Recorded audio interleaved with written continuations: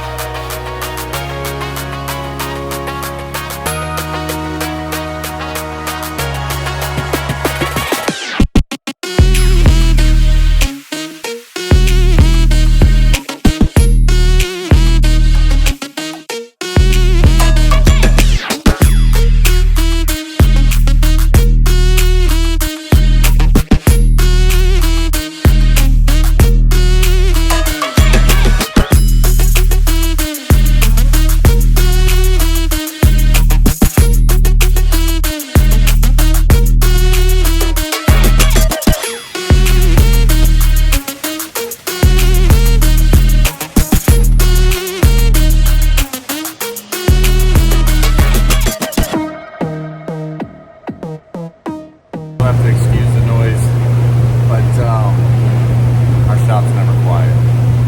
But now these are all track blocked. It's time to turn them into spear guns. So I got a bunch of programming in front of me. These are all different models, so it makes it a lot harder. It's not all standardized as one model doing it, you know, through the CNC. So I got to individually program each one of these. But we're going to start taking them from block form and shaping them into actual roller guns. So it should be interesting.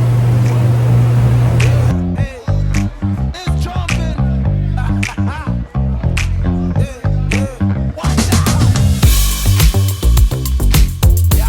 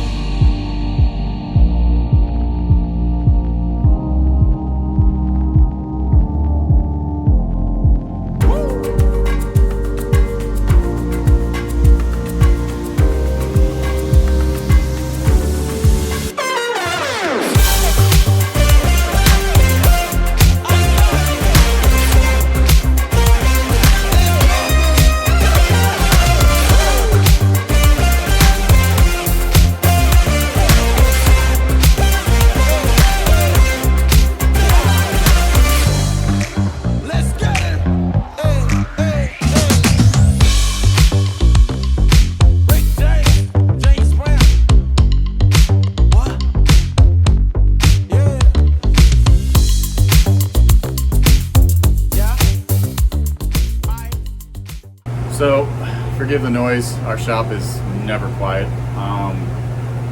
But these are now through preliminary machining. They all look great. We get an idea of how they're going to turn out. Tigerwood, it's going to be a beautiful gun. It's got some great figuring, great striping. Zebrawoods, never go wrong with Zebrawood. It always, depending if it's flat, quarter sawn, depending on how you get the lines, it's always, every single one of these is so uniquely different from the next one. So the Tigerwoods, or the Zebrawoods look great, and then the Beduk, you know, that bright red, that's one of a kind, especially when it's freshly sanded. Beduk will change color quite a bit over its life. When it's first freshly sanded, you get this bright red color in there. And when we epoxy it, you'll see the richness of that red come out.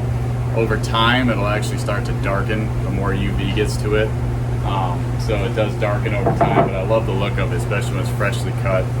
So now with these, it's on to sanding. He's got to sand all these. We got a bunch of rulers he has to sand, and then they move on to coating.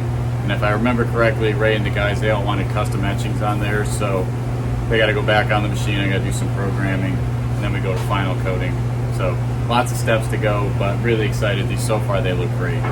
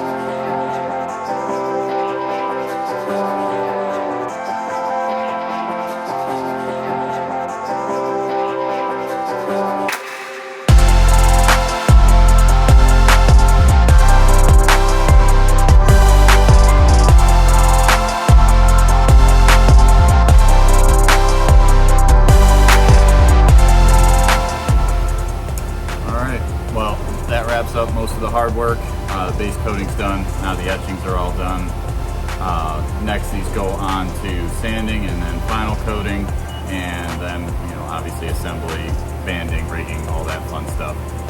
So a few more steps and these customs will be done, and they look incredible. I mean, I've never done like one of each. Usually if I do customs, I'll do 4 or 5 Purple Hearts, or, you know, maybe a Tigerwood here and there, or Beduk. But, you know, to do one Zebrawood and Beduk and all different etchings, you know, it really makes for an interesting run. So I'm sure the guys in Guantanamo are gonna love these, but we gotta get them sanded and finish them up.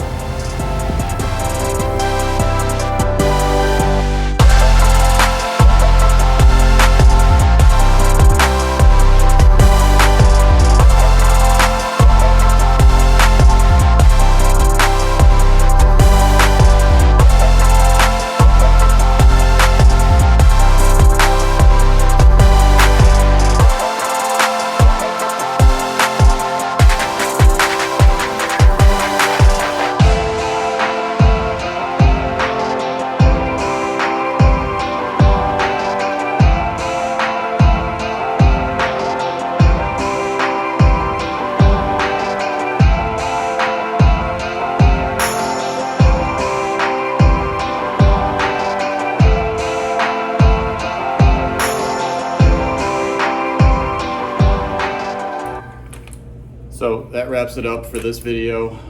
We got to get these wrapped up and sent over to our boys in Guantanamo Bay. Vinny, Chris, Thompson, Ray, I know you guys are all going to put these through the paces and then some. I'll probably get them back in a year looking like a chewed up dog toy that need refinishing, because those guys spearfish a lot. This is a fun build. I enjoyed this. It was complicated, but we try to take care of them the same way they take care of us.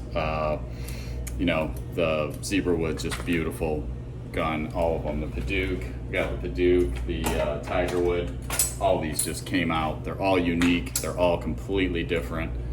and you know, they all came out fantastic. So I'm excited about that, because with customs you have no room for error, because you can't recreate these guns because they are one-offs pretty much. If you like what you saw, obviously please like, subscribe, share. That's what keeps these videos going.